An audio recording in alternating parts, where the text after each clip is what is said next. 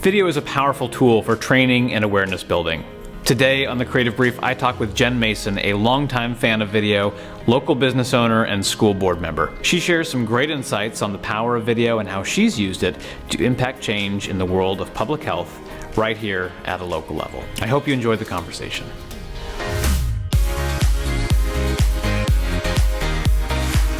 Well, Jenn, thank you for being here today. I would love to talk a little bit about some of the stuff that you've done with video. You've got a lot of things going on in your world. You're a small business owner. You're on the school board. How did you get into doing the consulting and Little Bubble? Yeah. So I was working at domestic violence and sexual assault services for about 10 years, and I left several years ago. And after I left, I continued to be engaged with a variety of different organizations. I had done fundraising and communications for DVSAS, and that's a service that a lot of nonprofit organizations and government entities also need. And so little by little, I just kind of started taking on some different contracts and really ended up sort of specializing in working on behavioral health projects with the county and the city. So we've worked in the context together of producing video content for you and providing those services. Where did you start kind of getting interested in video and using video as a tool for communication, a tool for some of these services and helping nonprofits and government agencies? Yeah. Well, years ago, I was working with Dan Hamill, who's now on the city council, and he does video production services as well. And I had never really done anything in video. I'd taken a video production class in high school and loved it, and that was about it. And Dan brought me on to help with editing a variety of different projects that he had, from short films to fundraising films for nonprofit organizations. And I just loved it. It really spoke to me in terms of how we could help tell the stories of different projects that I really cared about. And so Dan and I worked together for quite some time, and then we both began working on different projects, and I, in my communications work, found that there were still more projects that needed video services, and so I started taking some on myself. Yeah. And what are some of those projects that you're working on now that you're involved with? Yeah. So I have a couple big projects right now. One of them is helping with the county and their community partners put together a first responder training around behavioral health. And I'm also working on a project right now that is about how we can connect families with children with the services they need for their kids to thrive. And so working on some communications and design around that as well. So with behavioral health and, first responders, what are some of the things that you're seeing as you're working with them, telling their stories in our community, maybe some of the needs that you're seeing or some of the needs that the series is addressing as you've gone through that content? I mean, that's what's cool about a documentary project or a video project, is you get to hear all of these stories and then you're choosing sort of what pieces to put into those stories. What are some of those things that are really standing out for you? One of those things that's really standing out is the amount of services and projects we have going on related to behavioral health in this community. There is so much happening. And not to say that we're doing everything perfectly or that there's not more work to be done, but there's just so much more than I even realized was going on. I think one of the other things that I'm seeing is the level of commitment and perseverance that our first responders and social service providers have in helping people who have behavioral health issues. It's a hard job, and as many of them have told me, they're often seeing people at their worst moments. But what I've really gotten from the project is that they're coming back day after day after day to help folks through all of the cycles of their life. Even when they might be feeling like hopeless or this isn't working, these first responders and social service providers really still are able to maintain a level of hope for change and believing the best in people. So throughout all of this work, you've been producing this series during COVID. So there's an extra layer of complexity and responsibility and all of these layers that feed into someone's work as a first responder. How has that played into this project? I think they've experienced what many of us have, which is a level of disconnection, but it's even more pronounced when you're working with some of the folks in our community who have the least amount of resources or the least amount of support. It's so important for people with behavioral health issues to have those face-to-face relationships, and for our first responders to be able to build relationships over time and build trust. And with COVID, that was just really taken away and made it really difficult to be able to build that relationship that could help a person get services or trust the system. So I think it created even more isolation for some of the folks who are really the most isolated already.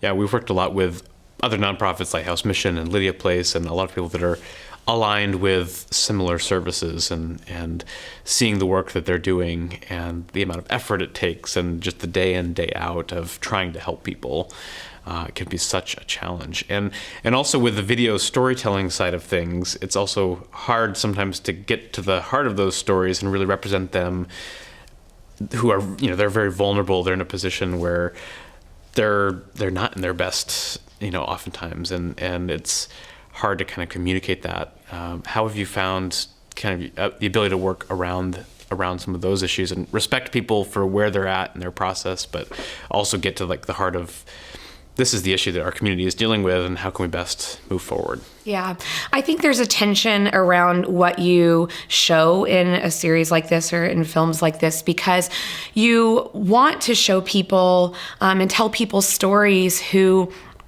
want to be part of the film and who are maybe in a place where they feel like they've taken these steps that make them feel proud or feel good that they want to share.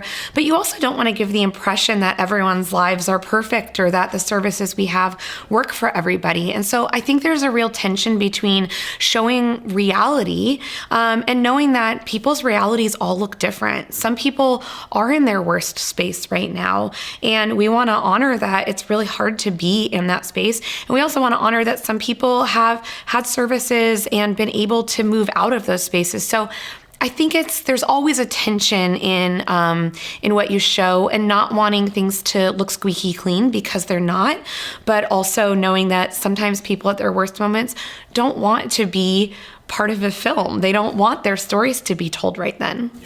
Yeah, that contrast between feeling like you're almost exploiting someone for the message and capturing that, but also trying to communicate this is the reality that these people are up against, and there's inherent challenges there. But one of the ways I think that you've worked around that also has been just interviews with frontline workers and hearing it from their perspectives and hearing their stories. Are there any stories or moments in those interviews that you were able to capture that really stood out as a really impactful, powerful moment? Yeah, we did an interview with a behavioral health officer out in Ferndale. And, I'd heard about behavioral health officers and I'd heard of their job descriptions, but really being able to hear from her directly of what she does, what her day-to-day looks like, and really how much of her job is building relationships with the people that she serves.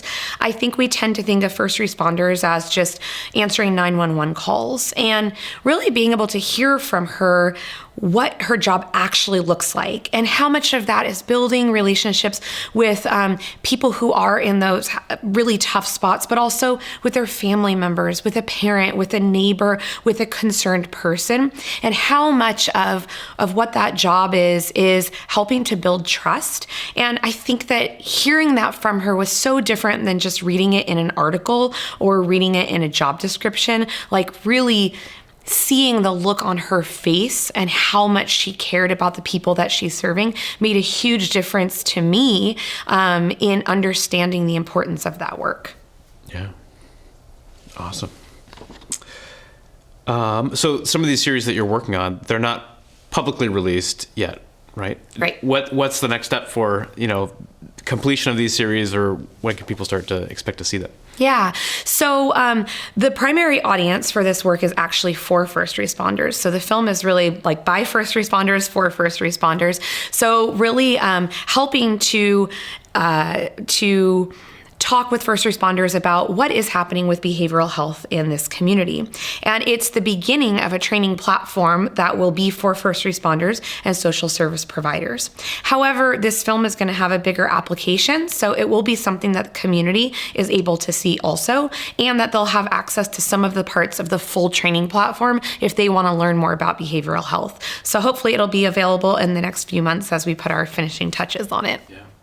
Well, it's such a great tool for those first responders too, to be able to see local content. It's not just training that's done in some inner city somewhere else, but this is our community. These are the issues that our first responders who you might know or have connections with.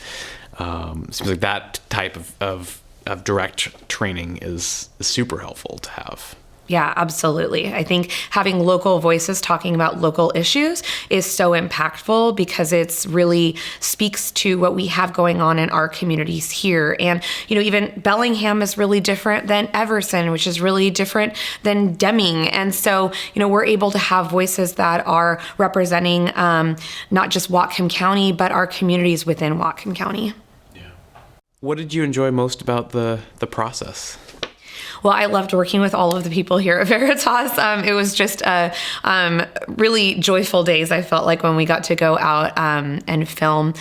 One of the things I love about the process is just people surprising me once you start interviewing them or once you start following them around in their work. Like, I have worked on enough behavioral health projects now that I have somewhat of an idea of what, the behavioral health kind of environment of this community looks like, and a pretty good idea of what jobs exist. But I love being surprised. I loved going out to see people at work and really seeing things that I would never have been able to see before, hearing them tell a story that I would have never known. And that's really my favorite thing about going out and filming, is kind of the unknown and what happens when you really start to ask people questions and you get such rich answers, and sometimes they're just really unexpected. I feel like that plays in, like, I resonate with that a lot, because every day it seems like here is different in terms of where we're at. And I mean, you've gone to the jail and the hospital, and you've got all these different areas that, normally you wouldn't have, an excuse to go there, but you get to go behind the scenes and see the inner workings and see how the system actually works or doesn't work, and kind of those gaps and being able to see that firsthand. Yeah. It's really different actually being on site and filming, and rather than just reading about one of these places. And, the other thing is we did film somebody who had received services, and that was a shoot that I really didn't know anything about this person's story before we went in, just that he'd agreed to be part of it. And that's always such an honor to be kind of gifted this person's history and to be in the space where they feel safe enough to share their story and to want to share their story. And so that was a really lovely day of filming, and one that I anytime we talk with people about their personal histories, that I feel like, I always want to really handle that delicately, because it really is a gift that they're giving to us and to our community to share some of the most difficult times in their life. So I really enjoy that part of doing this, of getting to hear and then also share a person's story that's so important to them. So where is video going to take you in the future? Where do you want to? What else do you want to do with video and storytelling like this? Well, I am always working on different projects around behavioral health and how we can help support people thriving in their lives. And I see lots of opportunity for video. I'm also a small business owner. I've never done video for my business. And so that's potentially an opportunity down the road. But it's just such a good tool, such a good resource for putting emotion behind things that people just really can't understand without seeing it and hearing it. So I see video continuing to be a part of all of my projects. Well, thank you so much for the conversation, for being here today. And we've really enjoyed working with you on these projects, and again, getting to go behind the scenes and learn about our community more. And helping you tell that story through video. So thanks for having us along, and look forward to future work. Thank you so much. All right. Thanks for watching The Creative Brief. There are so many ways to use training videos within your business: legal, HR, onboarding, safety, media training, and so much more. If you're interested in building a series of your own, please reach out. I'd love to connect and hear more about your specific needs. Thanks for watching, and until next time, that's a wrap.